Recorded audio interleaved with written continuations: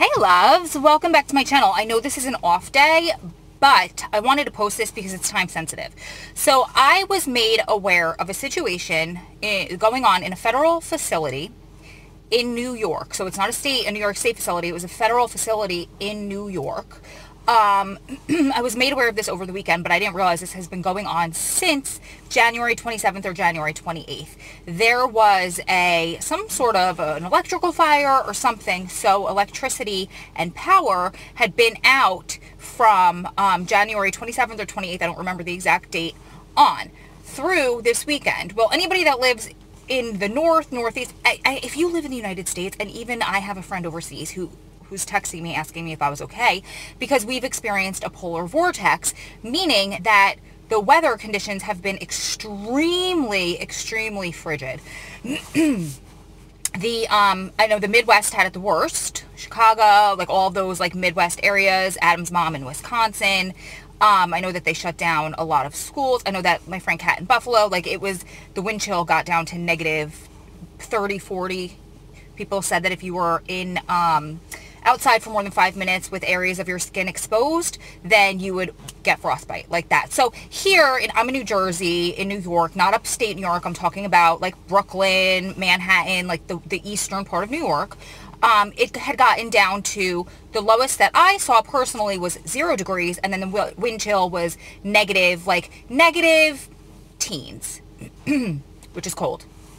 So this federal facility, during this polar vortex, during this freezing, horribly dangerous situation and these temperatures, were left in their cells, partially locked down, so they weren't able to get to phones or emails, without power and electricity. Where New York City cops were going around it's called code something. It's like an emergency situation where they go and pick up people off the street or homeless people and they take them to shelters because it's just way too dangerous for people to be outside or in homes without heat. And now they have these inmates that are stuck in their facility being treated, abused, being treated worse than animals because they're inmates. I don't know why, because the BOP is being negligent. I'm not sure. So today I found an article, and I want to go over an article that I found that said something about the families. I want to go over some tweets that I saw over the weekend, and then a message that I sent to Adam and what he sent back to me regarding this whole situation. So the article that I saw this morning, it was titled, "Inmates Freezing at Federal Jail in Brooklyn Pounded Out a Message." So in this article, they started it by saying, "From the depths of a federal jail on the Brooklyn waterfront, the sound reverberates, a polyrhythmic pounding like a hailstorm on the roof of a shed." So what the inmates did was, this happens inside jail all the time. When things like this happen, they'll start pounding, they'll start making noise to try to get attention, to try to bring attention to these barbaric, in this case, situations. So the article says it was the sound of hundreds of men in freezing cells at the Metropolitan Detention Center in Sunset Park, a jail that was virtually without electricity and largely without heat for over a week. So they were banging, they said, anything they could find, shoes, their fists, anything, against a surface that they would meet. The shoes, the fists, anything that they would meet. The walls, the windows, the bars of the jail that hold them in. So on Sunday morning, protesters from the outside went across. I'm going to try to say this without tears because when I read it, I got emotional.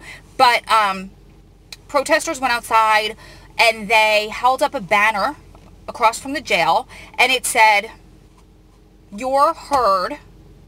You are heard, you are loved.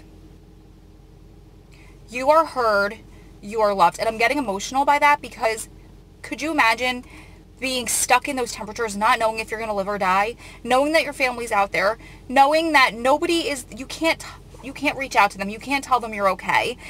Your family's out there, you're in so much pain, you're locked in, you have no access to them, you have no control over anything in your life or your situation, and you're basically being left for dead. And so the fact that it just touched my heart so much, because I can only imagine being in their shoes and seeing that there was somebody out there that heard them, that was fighting for them. So when that banner was unrolled that said, "You are heard, you are loved," the inmates banged more in approval. So then this woman that was there, she started screaming. Her name actually was mentioned in the article. It's Katana. I hope I don't botch this up, but it's Katana Yadua, I think. Her brother, his name is Jason Smith, is serving a gun possession sentence, which touches my heart, at that jail. And so she led a chant through a megaphone, and it said, "No heat, that's torture." And so inmates banged more loudly in approval, like, "Thank you for your help, we're here, yes, we're suffering." And so she shouted, "If there is no heat," first she quieted everybody down. She said, wait, in the microphone, she said, "Stop banging for a second, stop banging for a second." And so for a second, it all subsided. They all stopped. And then she yelled, "If there is no heat, bang on the windows." And of course, they said the inmates, which were nearly invisible behind their windows, pounded louder and louder, and the sound of it filled the empty streets. So around 6:30 p.m., finally, after this protest, electricity was restored. But the problem with, I'm sorry, I'm trying to read the article to make sure I don't botch up the facts. The problem with the heating system, which are unrelated to the electrical failure, remain, and while parts of the jail have heat, many cells do not.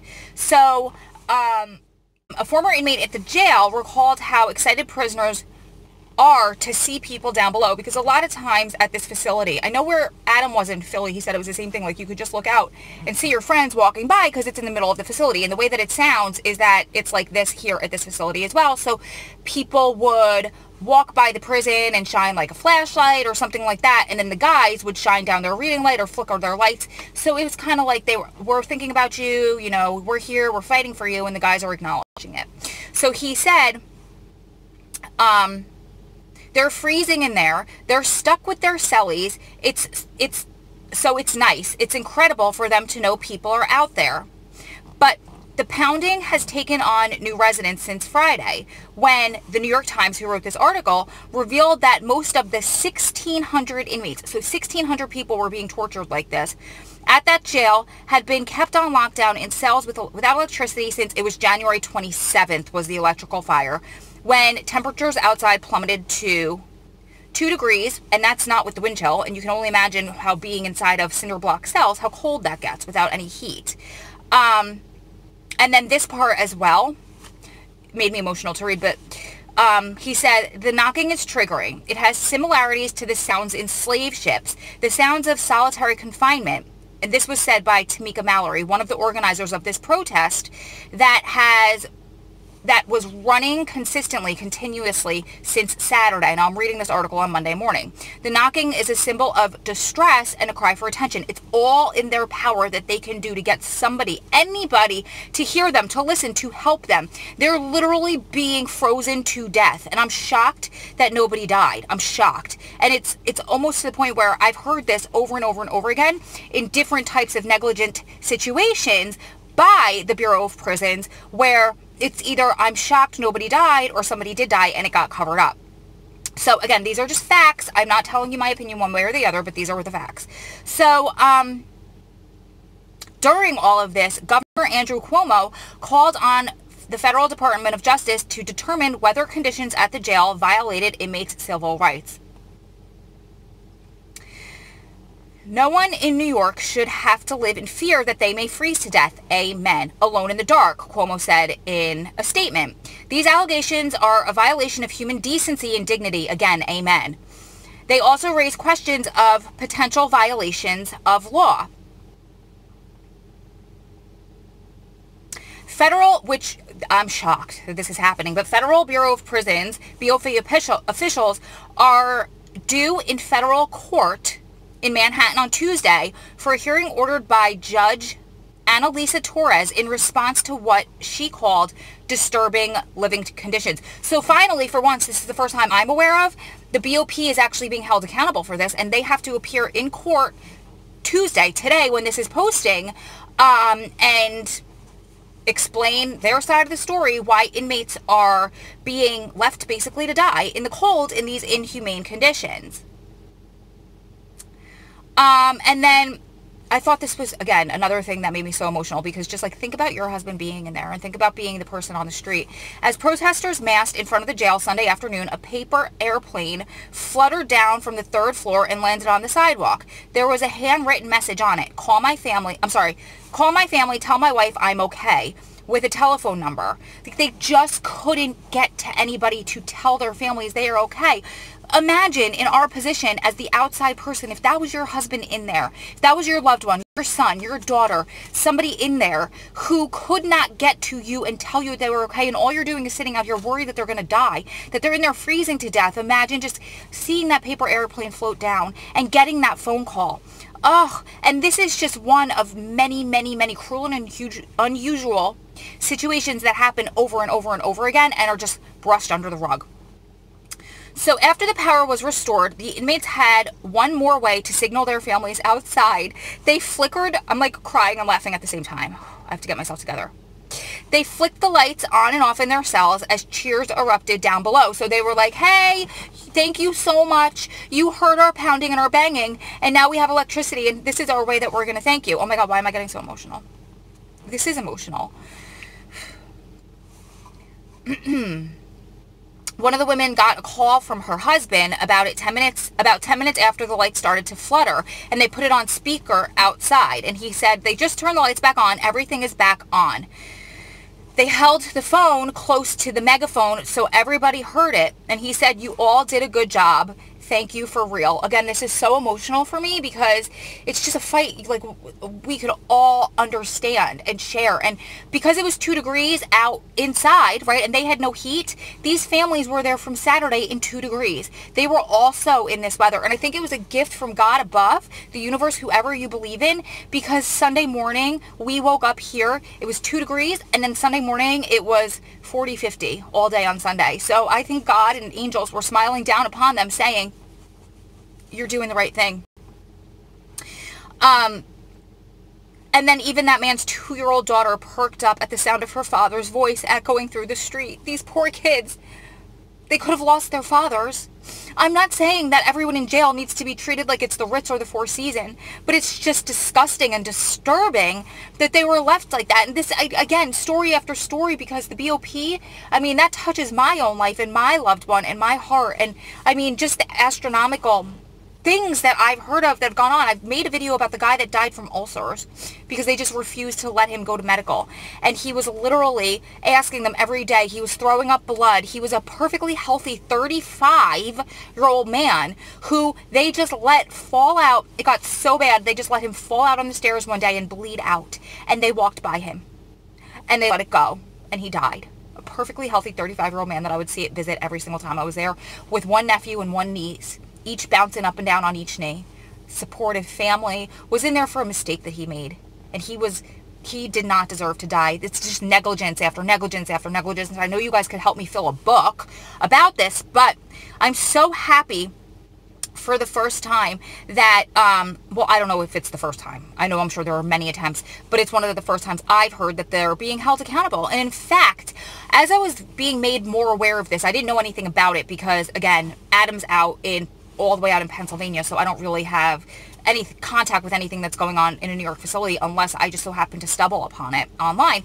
And so when I finally did, and in one of the advocacy groups that I belong to, somebody had posted pictures of tweets from Mayor de Blasio, and I'm going to insert the tweets here and I'm going to read them to you guys, but basically he was like, no, this isn't allowed to happen and we're sending stuff. And then like the next tweet was, the BOP, I don't care, we're coming whether you like it or not, because you're being negligent doesn't mean we're not going to help these people. And then somebody wrote back, I don't remember who it was, but again, we'll insert them here.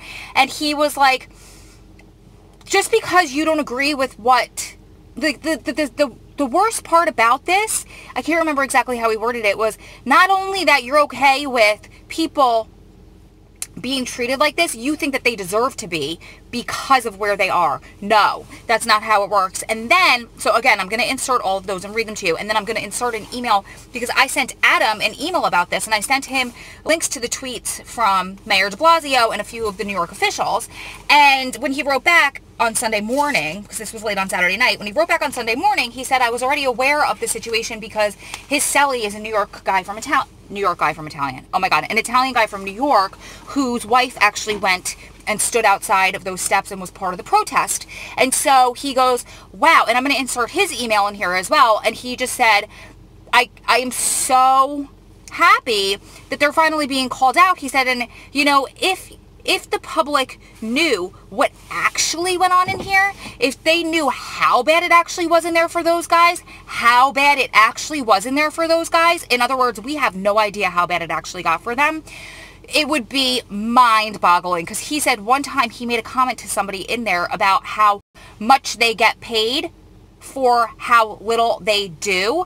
And the guy flipped out on him. He said he started smashing stuff around his office because, you know, that's a mature thing to do and professional thing to do, but they can get away with it. And he actually wrote, just for that comment, wrote Adam up and put a permanent grievance in Adam's file that will be there forever, could potentially hinder him getting out in his one shot, because all he did was call him out on not even an injustice. Just like, do your job, man. Like, do your job, New York BOP. Like, do your job. That is to help people stay safe and secure while they're in your custody. And you know what? You're so big on safety and security regarding transfers and not talking to our loved ones and taking all of these privileges, not rights, away from us. But you're not big on safety and security when it boils down to keeping them safe and secure on your watch. So I wanted to post this today so that we can all keep up with. I'm going to follow up and see what happens if they publish it to the BOP while in court in New York. I am assuming it's going to be a slap on the wrist because it's a big bureaucracy. But we shall see.